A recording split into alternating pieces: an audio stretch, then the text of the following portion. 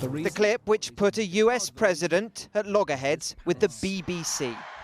We're going to walk down to the Capitol, and I'll be there with you, and we fight. We fight like hell. Two separate soundbites spliced together by Panorama, making it seem like Donald Trump was encouraging violence. The corporation's chair, Samir Shah, has now sent a written apology to the president after a week of humiliation and chaos for the corporation. In a statement, the BBC said, "We accept that our edit unintentionally created the impression that we were showing a single continuous section of the speech, and that this gave the mistaken impression that President Trump had made a direct call for violent action. The BBC would like to apologise to President Trump for that error of judgment." But the corporation has ruled out paying any compensation. That was one of 3 demands made by the president, including an apology and retraction. So it's unclear whether his threat of suing the BBC for $1 billion still looms.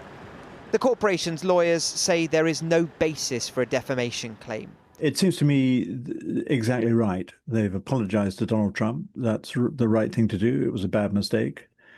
And I think it's also right that they shouldn't pay him anything. I think it would be very regrettable if the license money went to building the Donald Trump library. The Panorama scandal has seen the Director General Tim Davie and CEO of News Deborah Turness resign. But as we were waiting for tonight's apology, The Telegraph revealed that a second BBC programme has been accused of misleading editing of that same speech ahead of the January 6th riots. We're going to cheer on our brave senators and congressmen and women, and we fight. The Newsnight clip, which added slightly more context, was broadcast 2 years before the Panorama. And at the time, it was called out by a live guest, a former White House chief of staff.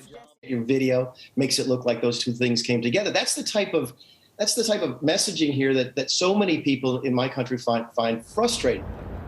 And it's a clip that may lead to the BBC facing more potential problems with the president before it's even solved the first. Sam Holder, News at 10. Well, we can stick to the first one for now and speak to Robert Moore, who joins us from Washington. So, Robert, an apology but no compensation, no reaction yet. But how's that likely to go down with President Trump, do you think? Well, I think Sam got it exactly right in that report. In other words, the BBC has offered and met 2 of the president's demands, namely retraction of the programme and a full apology, but notably pushing back at that demand for compensation. There has been no response to us from the president's personal legal team, but there is the real possibility now that legal action will proceed as planned. The deadline would be 10 p.m. UK time tomorrow, in 24 hours' time. The legal jurisdiction would be in Florida. And certainly if you examine President Trump's legal attempts to extract compensation from other companies, he is relentless until a settlement is achieved. Paramount, which owns CBS News, agreed to a settlement and paid the president $16 million.